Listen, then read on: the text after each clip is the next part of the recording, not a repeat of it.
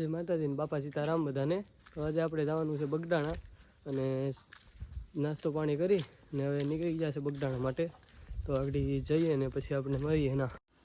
તો આપણે બગડાણા તો પોગી ગયા। બગડાણા પોગતા જ આ જો મંદિર એક ચાલો મંદિરના દર્શન કરાવો પહેલા આપણે ટેમ્પો મેકતા આવીએ। જો આ ભાઈને અહીંયા મસ્તી રૂજે છે, જો કરી લો વાત। અને આપણે થોડાક નાખી લીધા સીન સપાટા અને આને જો અહીં ગલુડિયું મળી ગયું। આ કેવું મસ્ત ક્યુટ ગલુડું છે। તો આ ગલુડું બીજું પણ આવી ગયું, જો અહીંયા તમે ખાલી ગલુડું। અને પછી આપણે આવી ગયા રસોડે। તો રસોડે મોટી વાત તો એ છે કે બધું જ અહીંયા ચૂલે બને છે અને અહીંયા આપણે કર્યા કપડાં મેસીને બધા સાથે અને અહીંયા પાછા સીન સપાટા થોડાક નાખી લીધા અને પછી જો આ મંદિરનું વ્યૂ છે। તમને હવે મંદિરનું વ્યૂ હું તમને પૂરો મંદિર આખું મંદિર દેખાડીશ, તો બન્યા રહો આગળ વિડીયોમાં।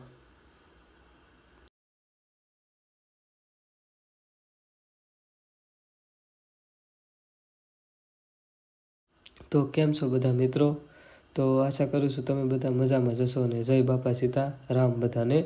તો આપણે આવી ગયા છે અત્યારે બગડાણા, પોગી ગયા છે અને નાસ્તો કરી લીધો છે। આ જો પાછળનો ગેટ છે અને આ બગડાણાનું મંદિર। તો ચાલો હું તમને મંદિરનો પૂરો વ્યૂ દેખાડું છું હવે। તો પહેલાં આપણે બાપા સીતારામના દર્શન કરી લઈએ। તો અહીંયા રહ્યા બાપા સીતારામ। તો આ પહેલી એક છબી છે મોટી અને હજી એક પાછળ પણ છે, હું તમને ચાલો આગળ દેખાડું છું। પહેલાં તમે આ મંદિર જોઈ લો, અહીંથી દેવ જો મંદિરની નીચે છે અને હવે આપણે આવી ગયા છે આ બીજી છબી। તો બધા કહે છે કે આ મંદિરની પાછળ જે વડલો છે ને તે વડલામાં આપણને સાક્ષાત બાપા સીતારામના દર્શન થાય છે। તો જો તમે પણ તમને દેખાય તો મને પણ કોમેન્ટમાં કહેજો જરૂરથી। બોલો બાપા સીતારામ। અહીંયાથી તો તમને મૂર્તિ નહીં દેખાય બાપા સીતારામની અને અંદર ફોન લઈ જવાનું અલાઉડ નથી, એટલે આપણે મળીએ થોડી વાર પછી ઉપર જ।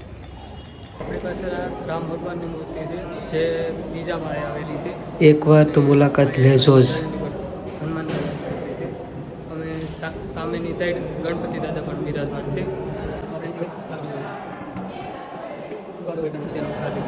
આ બીજો માળ છે અને ઉપર પણ જોયો તમે। મંદિરનો તો ટૂર કરાવી દીધો, તો હવે ભોજનાલય તરફ તમને લઈ જઈએ। તો ચાલો આપણે ભોજનાલય તરફ જઈએ। તો અહીંથી આપણે નીચે ઉતરતા જ જે ડાબી સાઈડ જઈએ ને તે બાજુ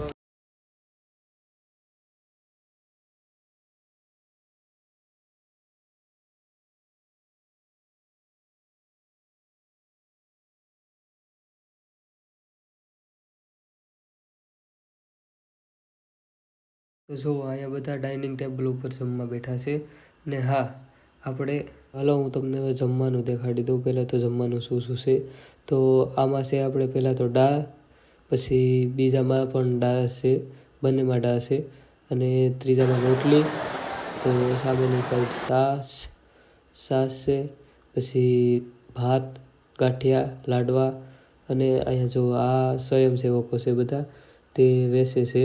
આમાં દાળ, છાશ બે જણાની જોડી હોય છે અને અહીંયા જો આ ડાઇનિંગ ટેબલ આવી રીતે બેઠી છે જમવા। આ લાડવા, કઢી બધી વસ્તુ જમવાની અને અહીંયા આવો તો એકદમ પ્રસાદી તો લઈને જાજો જ તમે જરૂર।